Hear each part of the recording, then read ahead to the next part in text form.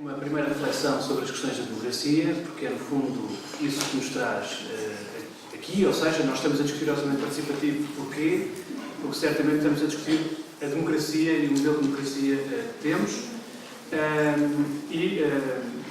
Após essa primeira reflexão, digamos, sobre as questões da democracia, vamos passar a visualizar e a debater, certamente, as experiências de orçamento participativo em Portugal, ou aquilo que nós temos em termos de informação atualmente sobre essas experiências.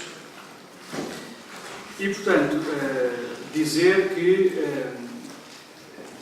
estamos reunidos e isso demonstra, digamos, a vitalidade do tema da democracia e o facto de ser, digamos, um debate inacabado, ter esse mérito ao longo da história de ter permanecido como um debate inacabado. Mas esse debate hoje, em torno da democracia, deixou de se centrar, digamos assim, nas vagas democratizadoras, como podemos assistir, primeiro na Europa e na América Latina e depois na Europa do Leste. E, portanto, o debate hoje não é sobre essa questão das vagas democratizadoras, é sobre, digamos assim, o escopo das preocupações deslocou-se para a qualidade dos regimes democráticos, ou seja, para a qualidade da democracia em países com regimes democráticos consolidados. Esse é o grande debate da democracia hoje. E isso não é alheio, digamos assim, a imagem contrastante da democracia. Por um lado, ela é considerada o regime por excelência, o único regime legítimo. Mas, por outro lado, a democracia tem vivido um pouco mal com algumas situações, e, por exemplo, as situações de pobreza e de exclusão, e já há pouco foi aqui falado pelo Giovanni Allegretti, não deixa de ser preocupante quando sabemos que o regime democrático está altamente disseminado a nível planetário e os níveis de pobreza que hoje temos são cada vez maiores. E segundo os dados do Banco Mundial, mais recentes, 54% da população do planeta vive em situação de pobreza. E, portanto, digamos que há aqui algum desconforto em relação a esta matéria, mas há também algum descontentamento por parte de alguns povos, e referindo o caso de alguns povos da América Latina, que, segundo pesquisas mais recentes, dão indicação de que claramente preferem o regime democrático, mas estariam dispostos a abdicar do regime democrático se ele, ou se outro regime mais ditatorial, resolvesse os problemas da pobreza e da exclusão. Portanto, não deixa de ser preocupante. A democracia vive mal também com as questões da corrupção e a corrupção que não é específica da classe política, é uma corrupção muitas vezes generalizada a muitos setores da sociedade. E que claramente têm sido cada vez mais visíveis, digamos assim. Por outro lado, podemos refletir também um pouco sobre a questão dos partidos políticos, que, de alguma forma, têm estado em processo de descrédito, digamos assim, por parte da sociedade civil, e não é por acaso que, também segundo pesquisas recentes, se diz que as pessoas acreditam mais na televisão do que nos partidos políticos. E, portanto, isto deixa-nos, de alguma forma, também aqui há alguns dados, alguma reflexão por fazer. E a filiação partidária que temos hoje é metade do que era há 20 anos.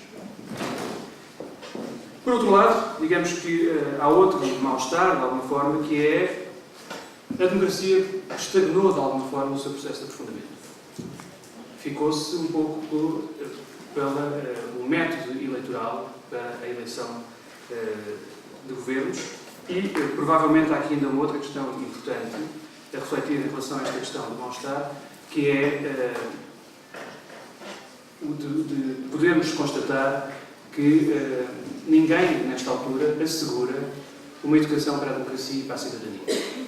Não há instituições, ou as chamadas instituições de sociabilidade, não têm assumido esse papel. Se pensarmos, a família não educa para a democracia, para a cidadania, as escolas não educam para a democracia e para a cidadania, as universidades não o fazem, os partidos também não o fazem, e, portanto, há aqui um vazio de educação para a democracia e para a cidadania que ninguém se está a ocupar. E a crise da democracia é também a crise da cidadania.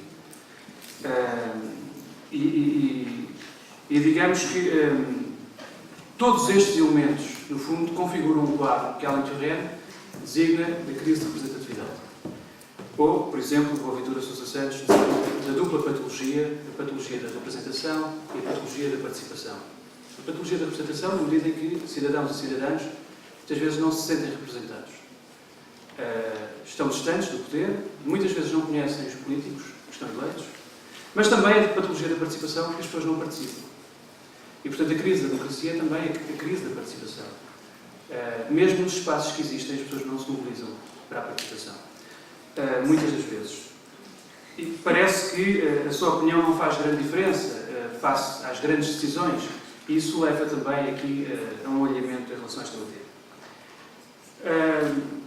E, portanto, há que pensar também que a democracia está limitada, digamos assim, ela está em processo de disseminação a nível planetário, mas ela continua restrita aos espaços dos Estados-nação.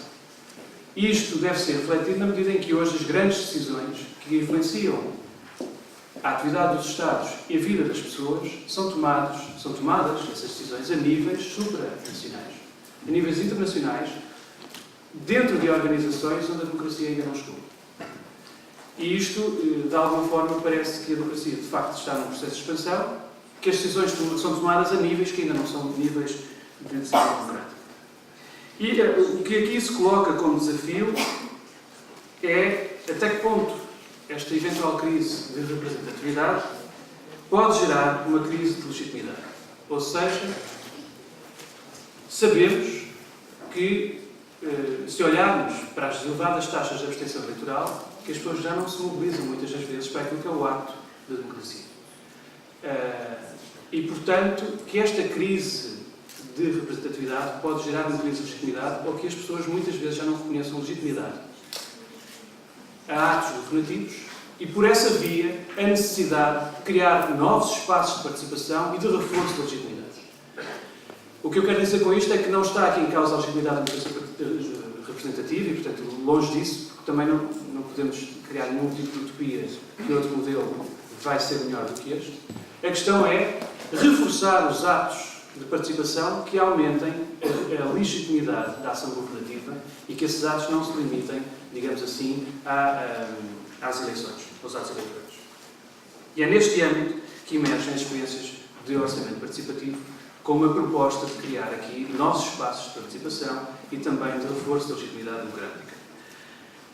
E dizer que nós estamos nesta fase, na segunda proposta do IFCABAN, nós podemos identificar 4 grandes fases de expansão dos processos de orçamento participativo a nível mundial. A primeira fase, e o Giovanni já fez aqui alguma referência a isso, de 89 a 97, do século passado, que corresponde à fase das primeiras experimentações de orçamento participativo.